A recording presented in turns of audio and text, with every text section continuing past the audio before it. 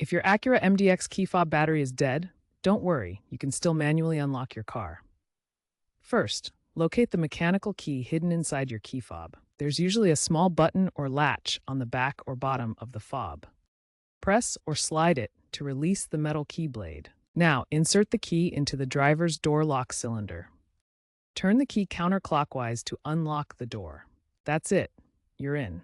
Remember, this is a reliable backup feature available on all 2022-2024 Acura MDX models. Once inside the vehicle, remember that manually unlocking the door does not deactivate the alarm system. It will allow you entry, but the alarm may still be active.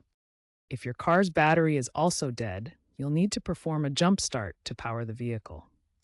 To start the engine, press the brake pedal and then press the start button while holding the key fob close to the button.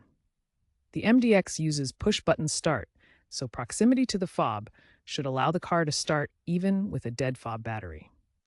Replace the key fob battery with a CR2032 as soon as possible to avoid future issues. Regularly check and lubricate the lock cylinder to ensure it remains functional.